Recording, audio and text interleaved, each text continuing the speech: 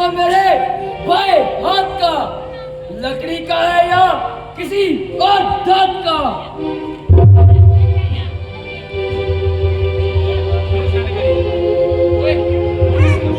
अरे वास्तव में तो ये कोई धोखा ही है, कमाल तो है ही नहीं। बंसी ने कुछूरे छोले खा के और ये गल करे हो।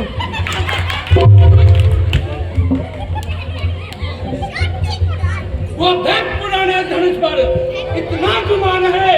अरे भारी है तो क्या हुआ, आखिर तो कमाल है।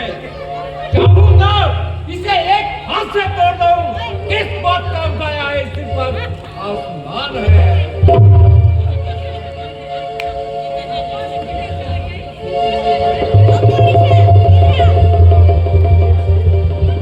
जा जुबान थले थोड़ा।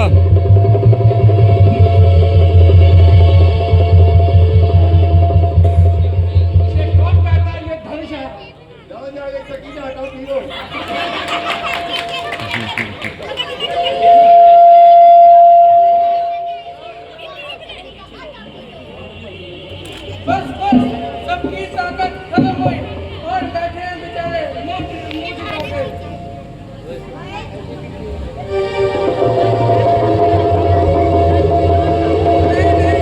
मैंने तो बस देखना ही था, मेरा उठाने का कोई विचार नहीं था। क्यों की गल करो इधर ही आ गई तू।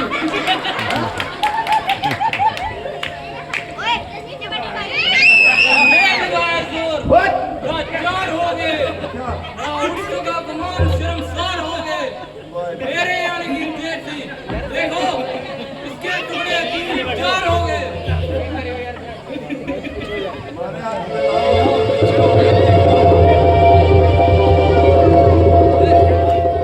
गोलगप्पे खा गया हो किसे?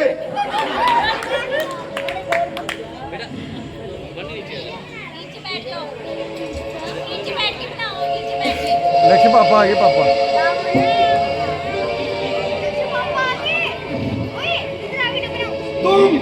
तुम बच्चे दिल के कच्चे हो, ना दान जंग ना करते हैं। फलक और पताल में भी सब रावण के नाम से डरते हैं। जिसका काम उसी को साजे, शंकर को ये बदला दूंगा। अरे धनुष को इस उंगली से तीनों लोकों में पहुंचा दूंगा। कर लेंगे अगर ये ठुकरे हर एक काम को, तो दुनिया में कौन जानेगा रावण के नाम को। मेरे बगैर ये काम कर सकता नहीं कोई। दिल से निकाल दीजिए मेरे काम को। तेरी लंका को आग लग गई है। क्या कहा? आग लग गई? मैं अभी जाता हूँ।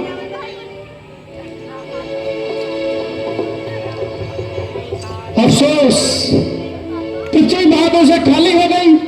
क्षत्रिय वंश का प्राय अंत हो गया। अगर मुझे पहले से पता होता तो मैं यह स्वयंवर कभी नहीं रचाता। क्षत्रिय वंश खत्म हो गया। जाइए अपने अपने घरों में जाइए और तुम बैठकर शेखी बिताइए। राजन, जुबान को संभाल और ऐसे सभ्य शब्द मुंह से ना निकाल। यूं इस तरह घर पर बुलाकर किसी का अपमान करना कहाँ की अकलमंदी है, बल्कि आला दर्जे की गुंबसती है।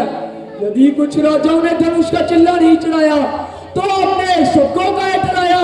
अरे ना सोचते हो और ना विचारते हो, जो मुंह में आता है वही निकालते हो।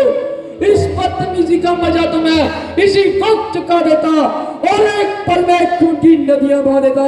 किंतु क्या करूं, बड़े भाई की आज्ञा न होने से लक्ष्मण मजबूर है, अन्यथा तुम्हारी क्या मंजूर है। जो ऐसे शब्द मुंह से निकालते हो और हर एक को मुंह में डालते हो।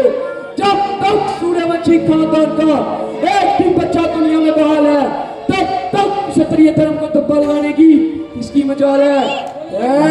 सो कहा आइंदा से जुबान को लगाम दीजिए और मुंह संभाल के कलाम कीजिए, अन्यथा घड़ी में घड़ियाल हो जाएगा और ये सांबर का मैदान बालों के खून से लाल हो जाएगा।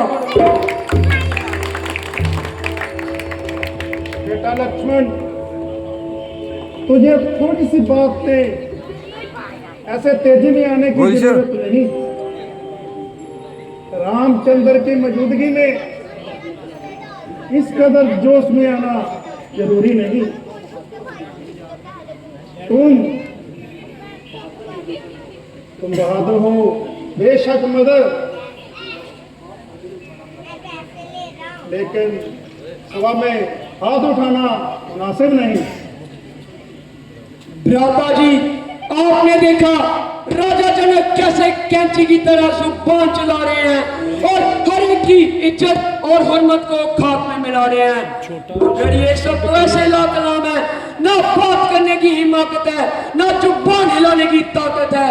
हाय हाय, कौमियान पर मर जाने वाले और राम के बदले जान गंवाने वाले किस बेहयाई के क्षत्रिय कुल को धब्बा लगा रहे हैं और शर्म से सिर नीचे किए गालियां खा रहे हैं। जनक की बदजुबानी अब बढ़ती जा रही है, यह संघर्ष की मौत इसके सर पे जा रही है। अब सूर्यवंशी तलवार मैदान में जरूर आएगी और इसकी बदनवाजी का मजा चुकाएगी। लक्ष्मण में बर्दाश्त नहीं और ऐसे शब्द सुनने की ताकत नहीं। बस आपके हुक्म का इंतजार है, फिर चला क्या और मेरी तलवार है। पहले इस पुरानी कमान को चकनाचूर करूंगा, फिर जनक का सर धड़ से दूर करूंगा। मेरे बहादुर भाई, ये केवल तुम्हारा ख्याल है, अन्यथा तुम्हें कायर का बुज़दिल कहने की किसकी मजाल है। कोई मनुष्य तुम्हें ऐसे वचन कहे और राम सुनता रहे। जब तक तुमने धनुष को हाथ तक नहीं लगाया तो तुम्हारी वीरता में कैसा फर्क है। अलबत्ता जो लोग इस धनुष को उसकी जगह से ना हिला सके वह इस गणना में आ सकते हैं और कायर व बुज़दिल कहला सकते हैं।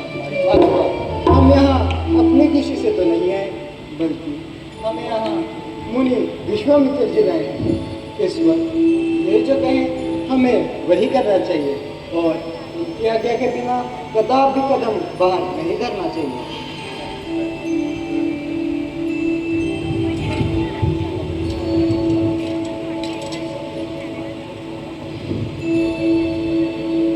राम,